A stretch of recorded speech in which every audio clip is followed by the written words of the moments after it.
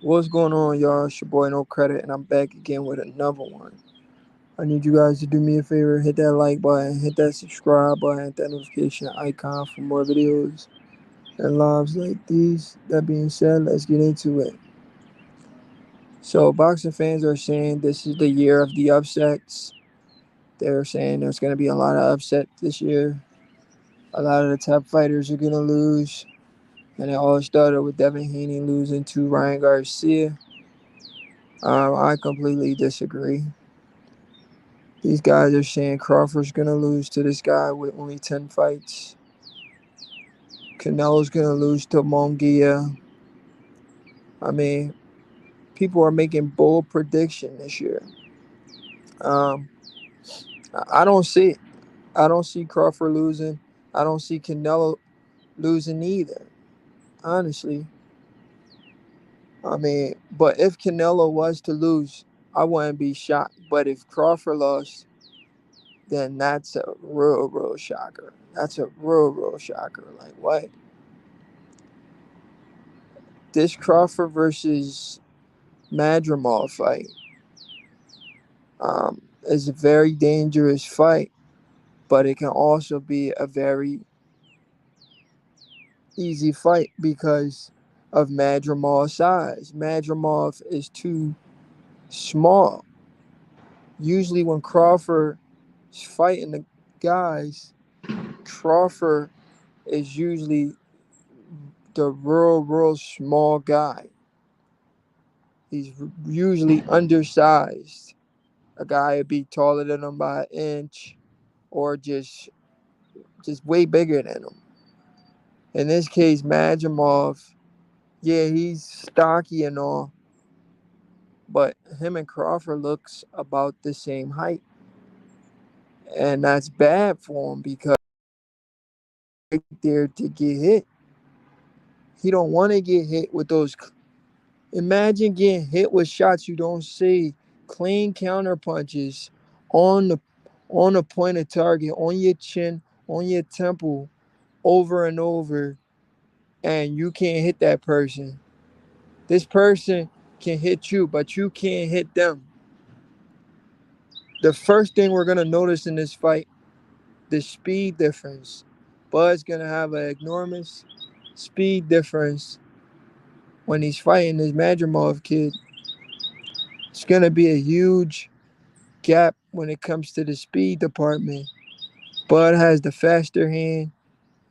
He throws the better combination from body to head, how he transitions from the body to the head or from the head to the body. He chops down the tree.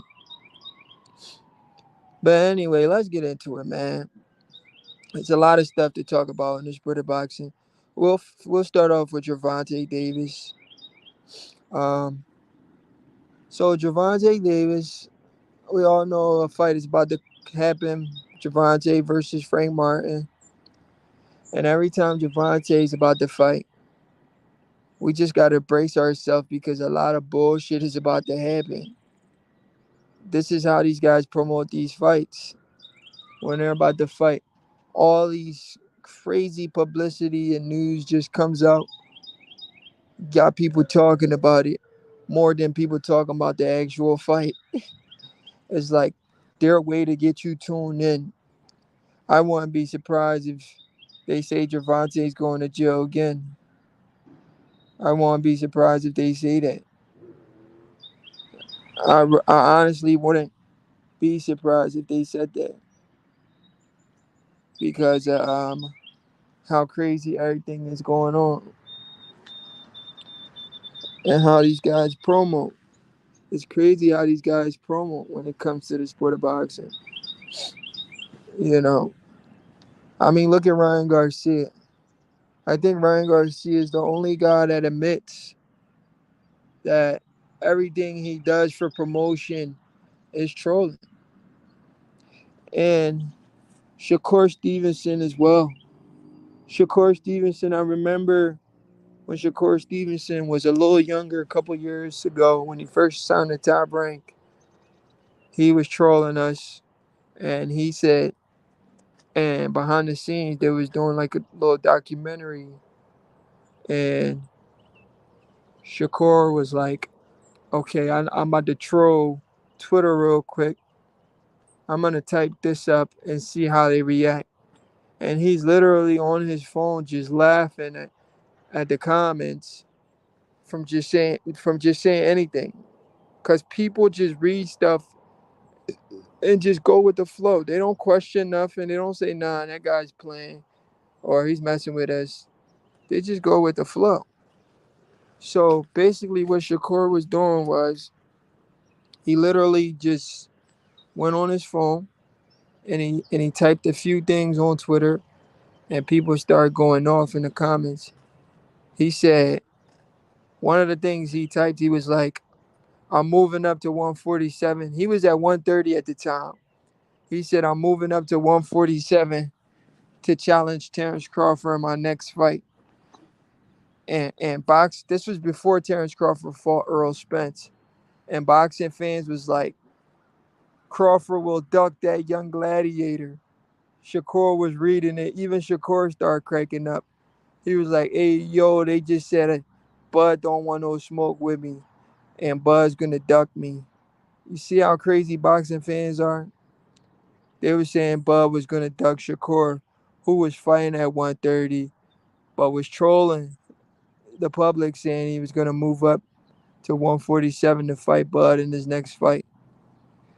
I mean, I'm just saying, when these fights are happening, when these guys are about to fight, we got to pay attention, because we got to know they're about to come at us with a lot of bullshit, so we can keep talking about the fight, you know, instead of actually, so we can keep talking about them instead of actually breaking down these fights.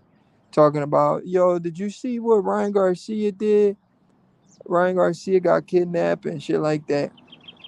That's their way of promoting these fights nowadays. It's a strange way of promoting fights, but it looks like it works. So let's brace ourselves to see a lot of bullshit from Gervonta Davis, because he has a fight coming up. I don't know if Crawford does that when he's about to fight. I don't think he puts out these weird stories like that. I'm not too sure. I haven't really seen that from Crawford's camp, where all these crazy stories come out when Crawford's about to fight. I haven't seen it yet. I have yet to see it, so we'll wait and see.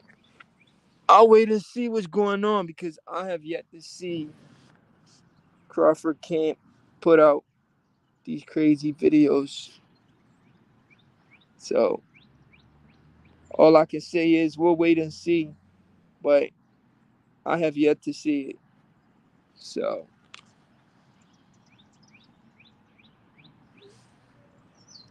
it is what it is, man. But I'm just saying we need to brace ourselves for Gervonta Davis, because Gervonta Davis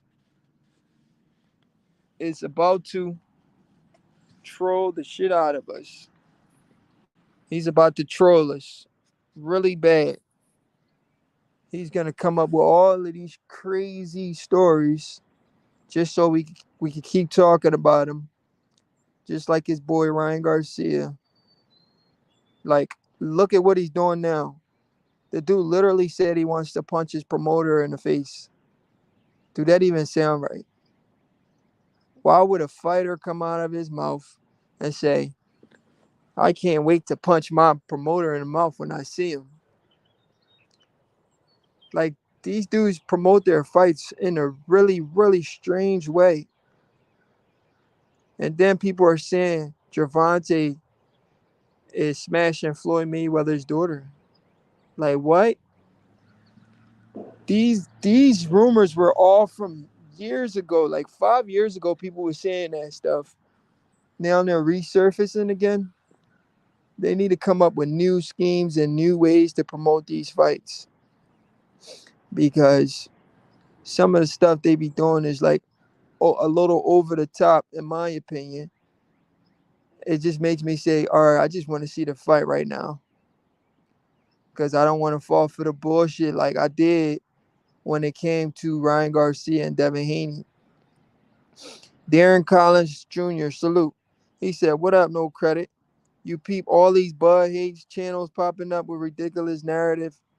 Yeah, man, it's crazy, bro. They coming out of nowhere, bro. They saying Crawford's gonna lose to this guy with only 10 fights. Some channels are saying he's gonna lose. Some channels are saying it's a cherry pick. We don't know what to believe at this point. What is it? Is he gonna lose or is it a cherry pick? Which one is it? Or is it a competitive fight? Or Bud is just levels above this guy and he's gonna show that. Which one is it? I don't know which one is it, Darren. So 1 minute they're saying one thing, the next minute they're saying the opposite. You know, they're saying Canelo's gonna lose to Munguia as well. They're saying Munguia is gonna upset Canelo Alvarez. Now in that fight, I wouldn't be surprised if Munguia upsets Canelo. The reason why I'm saying I wouldn't be surprised because Munguia is a real big kid, and he's been training under Freddie Roach, so he's been using his brain a little bit. He's been developing his skills a little bit. So if he beats Canelo, I wouldn't be surprised. But would I say 100% sure he beats Canelo? Not really. In fact, I think Canelo has a chance of stopping him because of his style. But once again, I can't rule out the possibility that he can pull off the upset. But will he? We never know. Am I putting money on it? Not really, because I'm not too sure. Stylistically, I think it favors Canelo, but then I could be wrong because a lot of people are saying Canelo's slowing down. So this is just one of those fights we just gonna have to wait for it and see.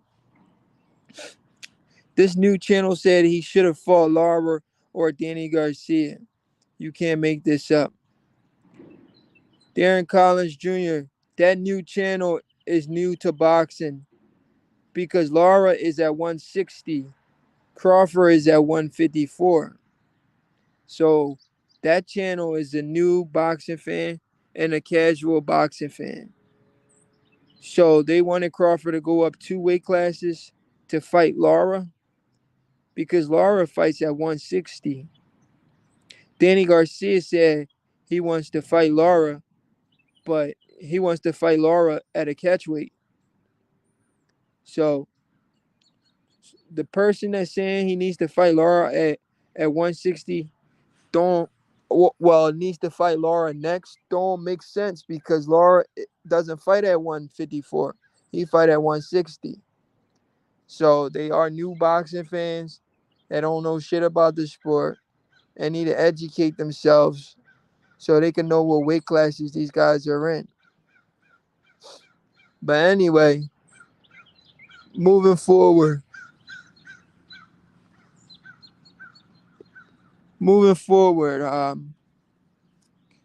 Boxing fans are really confusing on the internet. I'm really confused.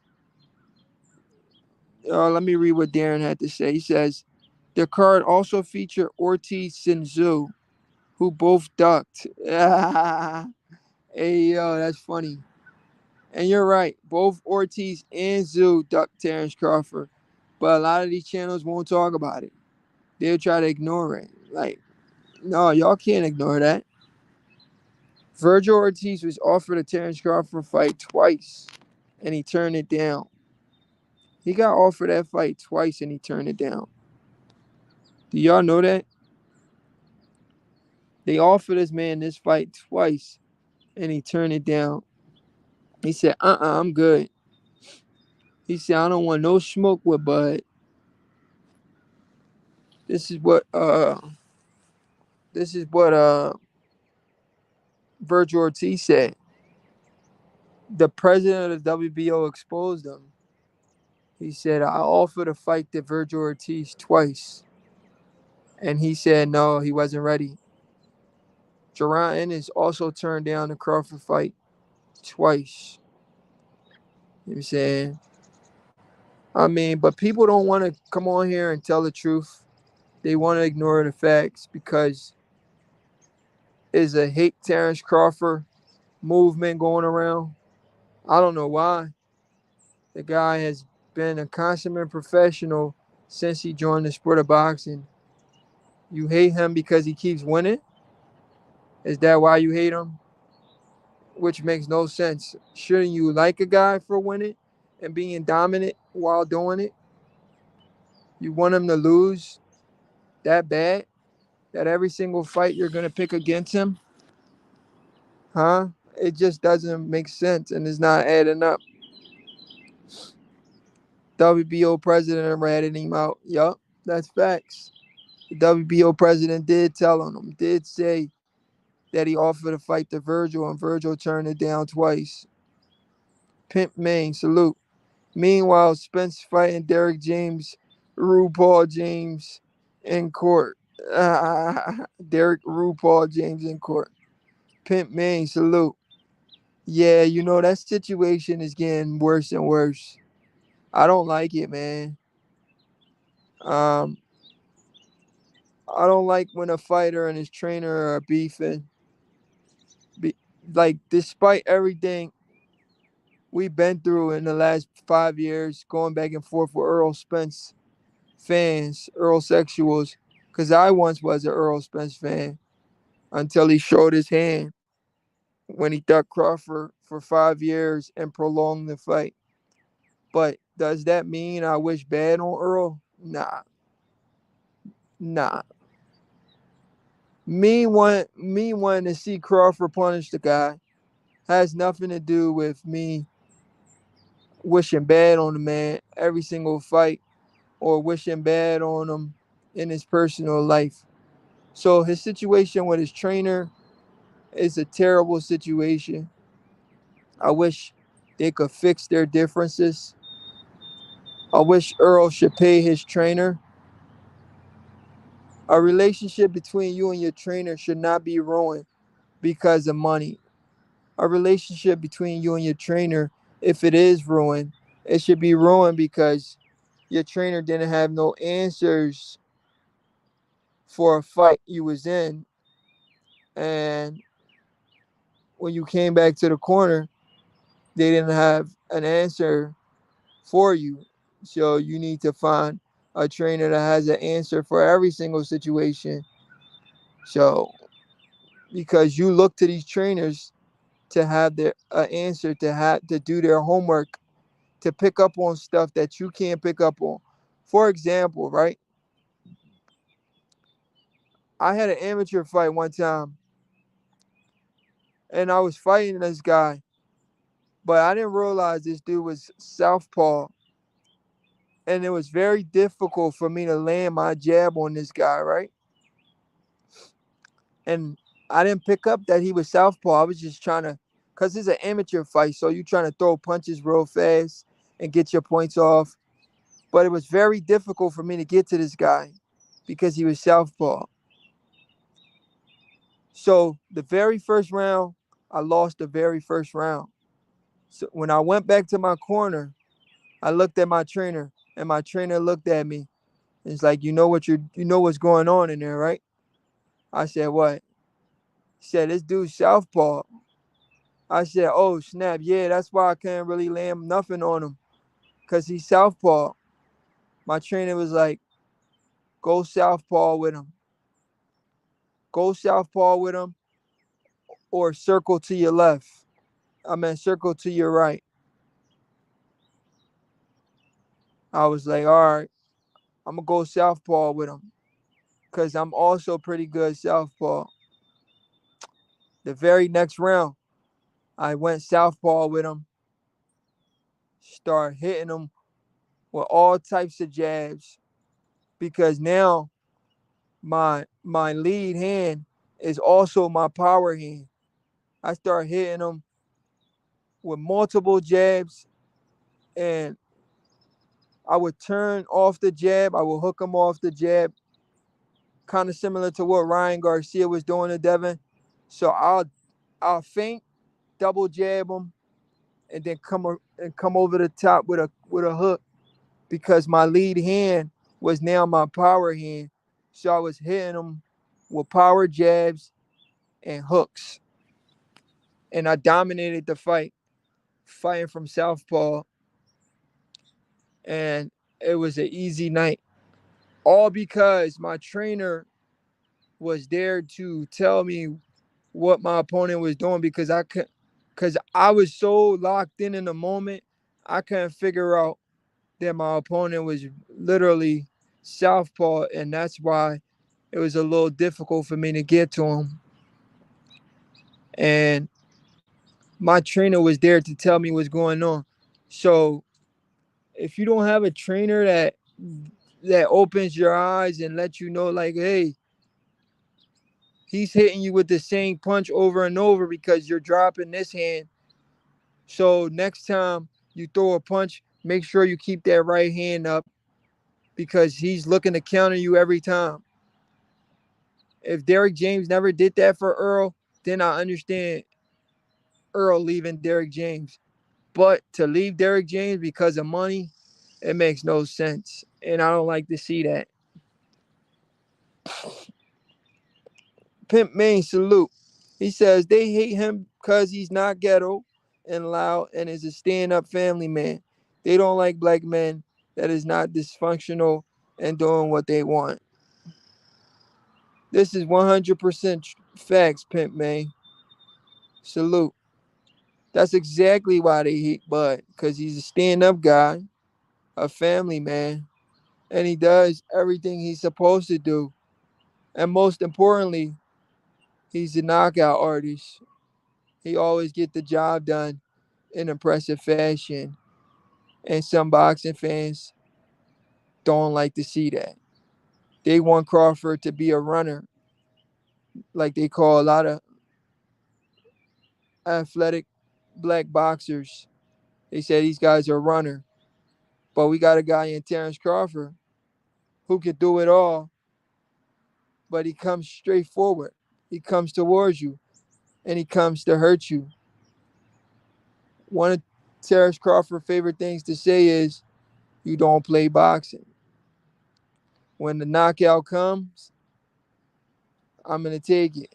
If I smell blood, you better believe I'm going to take it. Like I said, one time I remember watching an interview from Terence Crawford and this guy named Travis. He was one of the only guys to go 12 rounds. Well, not 12 rounds, but he was one of the only guys to go the distance with Terence Crawford earlier on in Terence Crawford's career. And Terence Crawford said, I would never forget that fight because I was so mad at myself because I really wanted to stop that guy. And Travis was like, I'm so proud of myself because I didn't allow myself to get knocked out. And Crawford was like, yo, I'm still mad about that fight, man. Still mad. Till this day, bruh, do you know how hard it is to beat a guy that think like that? This guy fought a guy like almost 10 years ago, and he's still mad about not knocking that guy out. That goes to show you the mentality of a guy like Terence Crawford. How is he mad about not knocking out a guy from 10 years ago, and when it's brought up, it still pisses him off? That is a dangerous type of fighter right there. The guy's still thinking about a fight from 10 years ago, saying, yeah, I'm still mad I didn't knock your ass out. That's a guy you want to stay away from. That's a guy you know means business every time and is not taking his foot off the gas and is not, you know, and is not willing to budge and always has a chip on his shoulders for motivation. Salute Pink Mane again. He says Spence should have paid Derrick James. It's all self-inflicted. I agree, man. Pimp Mane. I think he should have paid Derek. I don't like this back and forth, Derek and Spence. I think it's bad for boxing. It's bad for the sport. It leaves a bad taste in the mouth of the fans. I don't like it. I think they need to settle this nonsense outside of the courts because I just recently heard Spence himself is suing Derrick James, which makes no sense. How are you suing your trainer because your trainer is suing you for money he believes he's owed? You're counter suing that trainer. It just doesn't make any sense to me. You know, I mean, but it is what it is, man. But like I said, boxing fans are going off saying that it's the year of the upsets. Crawford's gonna lose. Tank is gonna lose to Frank Martin. Um, Canelo's gonna lose to Mongia. This is what these guys are saying ever since Ryan Garcia upset it, Devin Haney. But I mean, it is what it is. We'll see. We'll see if that's the case. I don't believe it. I think I think Canelo beats Mongia, Crawford beats Madrimov, and Tank beats Frank. So I don't know what these people are talking about when they saying this is the year of the upsets. I don't see Crawford losing anytime soon. I don't see the man losing at all. I think he retires undefeated, but he's about to go for his third undisputed title at 154. So I can't wait for it. I'm glad that one day I could tell my kids I lived in the Terence Crawford era, and this guy was the best fighter I've ever seen, and he was so good. He would be able to disarm his opponent in less than 3 rounds, and then just toy with him for the rest of the fight. That's how good Terence Bud Crawford is. You know, it is what it is. I mean, but I disagree with these casual boxing fans that are going around saying this is the year of the upsets and all of these fighters are gonna lose. I don't believe it. We'll see what happens. You know, Canelo versus Mongia this week. If Canelo loses, that does raise a flag. Like, whoa, maybe it is the year of the upsets. We just seen Ryan get the upset over Devin. If Mongia get the upset over Canelo, then we're gonna be really on high alert because I don't think anybody expected Mongia to really, really upset Canelo. So if that happens, then everybody in the sport is gonna be on high alert for the next fight, possibly being an upset as well. I mean, it is what it is. We'll just have to wait and see. But yeah, guys, I just wanted to talk a little bit on that. And potentially we get Crawford versus Boots. Potentially we get Crawford versus Canelo because the Saudis are willing to put these money up. Crawford's cool with Turkey Al Sheikh, and he's been cool with Turkey Al Sheikh for a minute now. He said, "Yeah, I've been knew these guys. I've been talking to Turkey." So he knew these guys for a minute. It's not like Turkey just recently called Bud. I think Bud was talking to Turkey for the Earl Spence fight. That's where the hedge fund was coming from. When Crawford was like, I had people that wanted to put the money up. I'm pretty sure he was talking about the Sheik, Turkey Al Sheikh. Crawford's been plugged in with these guys over there in the Middle East. So I don't know why people are surprised when Crawford said he had investors that were willing to put up 25 mil a piece each. 25 for Spence, 25 for him. guarantee plus pay-per-view revenues. And people didn't believe it, but now they're believing everything Terence Crawford has said has come to fruition. And he recently just said he's going for undisputed in his third weight class. So let's just check that off the list because everything the man says, it happens.